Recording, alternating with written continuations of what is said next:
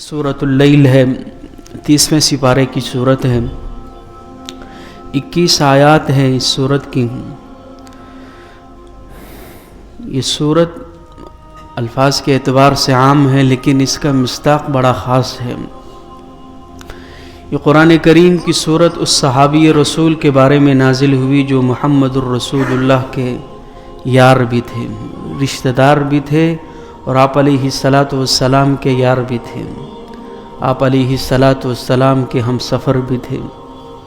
ہجرت کی راتوں میں محمد الرسول اللہ کے ساتھ سفر کیے ہیں، ہر غم میں اللہ کے نبی کے ساتھ شریک رہے ہیں، ہر موقع پر محمد الرسول اللہ کا ساتھ دیا، اپنا مال محمد الرسول اللہ پہ قربان کر دیا، اپنی جان محمد الرسول اللہ پہ قربان کر دی، رشتہ داری محمد الرسول اللہ کے ساتھ قائم کی۔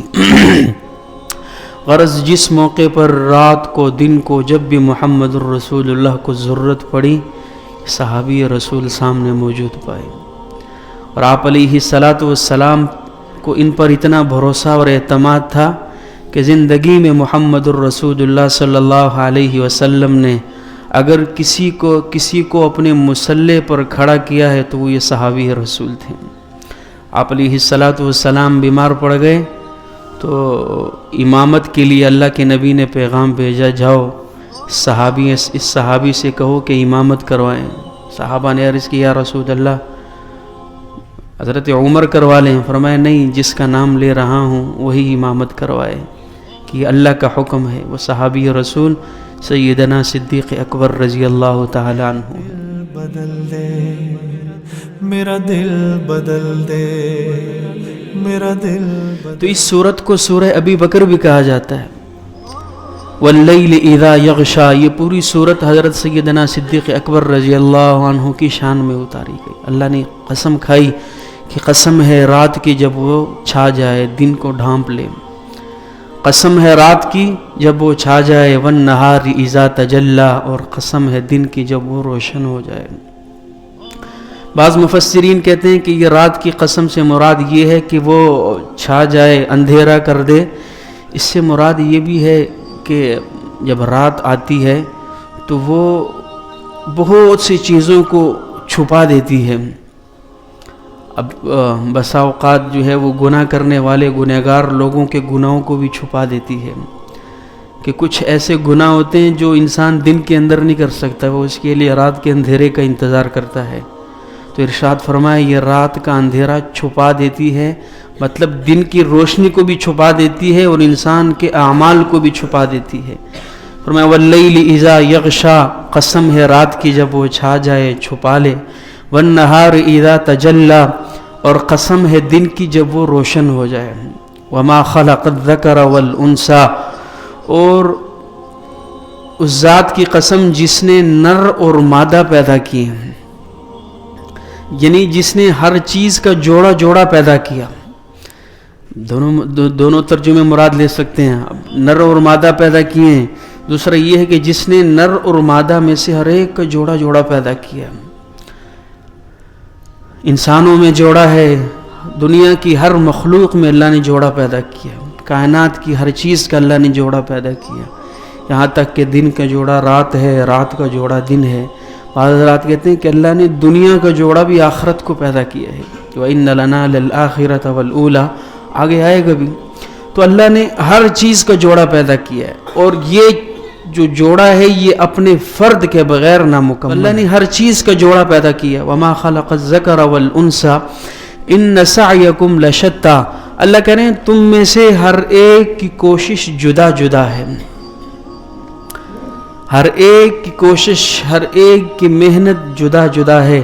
اللہ کے نبی صلی اللہ علیہ وسلم نے ارشاد فرمایا صبح ہوتی ہے، ہر انسان نکلتا ہے اور ہر انسان اپنا نفس بیچنا شروع کرتا ہے۔ بعض لوگ شام تک جنت کو خرید کر لے آتے ہیں اور بعض لوگ جو ہے وہ جہنم خرید کر لے آتے ہیں۔ سعیکم لشتیٰ، تمہاری محنت جدا جدا ہے۔ کچھ انسان جو ہے وہ دن میں اللہ کو راضی کرتے ہیں، کاروبار میں سچ بولتے ہیں، حلال کماتے ہیں، نمازوں کی پابندی کرتے ہیں، تو اس کی صبح سے لے کر شام تک کی محنت دنیا کی ضرورتوں کو بھی پورا کر رہی ہوتی ہے، ساتھ جنت کو بھی خرید رہی ہوتی ہے۔ اور بعض لوگ جو ہے وہ اللہ کی نافرمانی میں دن گزارتے ہیں، ان کی وہ محنت جو ہے وہ جہنم کو خرید رہی ہوتی ہے۔ فَأَمَّا مَنْ أَعْطَى وَاتَّقَى وَصَدَّقَ بِالْحُسْنَى۔ اب اللہ رب العزت نے یہاں پہ 3 صفات کا ذکر کیا ہے۔ ارشاد فرمایا فَأَمَّا مَنْ أَعْطَى وَاتَّقَى وَصَدَّقَ بِالْحُسْنَى، جس انسان کے اندر یہ 3 صفات ہوں گی، فَسَنُيَسِّرُهُ لِلْيُسْرَى، اللہ کہہ رہے ہیں ہم اس کے لیے دین پر چلنا اس کے لیے آسان کر دیں گے، اس کا دین پر چلنا اس کے لیے آسان کر دیں گے۔ وہ کون سی صفات ہے؟ فَأَمَّا مَنْ أَعْطَى، سب سے پہلی صفت یہ ہے کہ وہ انسان سخی ہو، اللہ کے راستے میں جو ہے وہ کچھ نہ کچھ دیتا رہے۔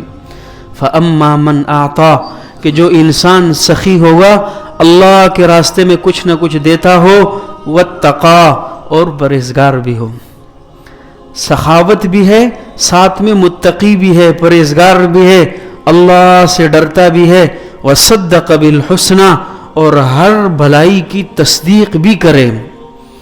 اب جو بھی بھلائی اس کے پاس پہنچے اس کا انکار نہ کرے، اس کی تصدیق کرے۔ فرمایا فَسَنُيَسِّرُهُ لِلْيُسْرَى، ایسے شخص کے لیے دین پر چلنا ہم آسان کر دیں گے۔ اور یہ تینوں صفات حضرت سیدنا صدیق اکبر رضی اللہ عنہ کے اندر تھی، سخی بھی تھے، اللہ کے راستے میں جو ہے وہ لٹایا کرتے تھے مال، اور بے حساب لٹایا کرتے تھے۔ فَأَمَّا مَنْ أَعْطَى، جو شخص اللہ کے راستے میں مال خرچ کرتا رہا ہو، وَاتَّقَى، پرہیزگار بھی ہو، وَصَدَّقَ بِالْحُسْنَى، تصدیق بھی کرے، اور یہ تصدیق کرنے والے سیدنا صدیق اکبر تھے۔ اب دیکھیں نا، اللہ کے نبی نے آ کر کہا ابو بکر مجھے نبوت عطا کر دی گئی، فرمایا میں تصدیق کرتا ہوں، بھلائی کی تصدیق کی، یہ نہیں کہا مجھے دلیل دے دیجیے، مجھے سوچنے کا موقع دے دیجیے۔ سب سے پہلے ایمان لانے والے مردوں میں سیدنا صدیق اکبر تھے، عورتوں میں حضرت خدیجہ الکبریٰ رضی اللہ تعالی عنہا، اور بچوں میں سیدنا حضرت علی رضی اللہ تعالی عنہ۔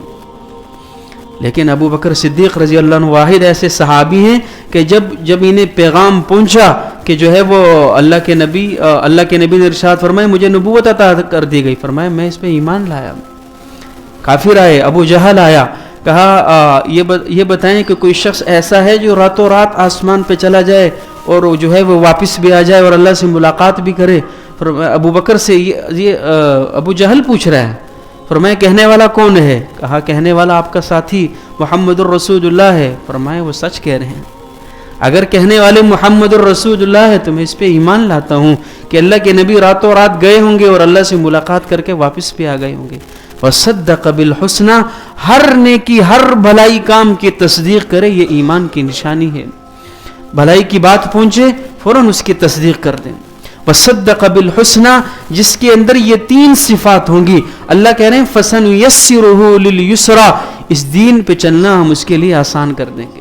تو اس لیے یہ محض اللہ کی توفیق ہے، فَسَنُيَسِّرُهُ لِلْيُسْرَى۔ اور اس کے مقابلے میں وہ شخص وَأَمَّا مَنْ بَخِلَ، جو بخیل ہو، خرچ نہ کرتا ہو، گن کے رکھتا ہو، جب بھی جو ہے وہ پیسے بینک میں جمع کروائے تو اس کی رپورٹ آنے پر بڑا خوش ہوتا ہو۔ وَأَمَّا مَنْ بَخِلَ وَاسْتَغْنَى، فرمائے جو بخیل ہو، وَاسْتَغْنَى، اور دین کے معاملے میں لاپرواہ ہو، جو محمد الرسول اللہ کو ناراض کرے، نافرمانی کرے اور اس کو پرواہ نہ ہو، اس کو تکلیف ہی نہ پہنچے۔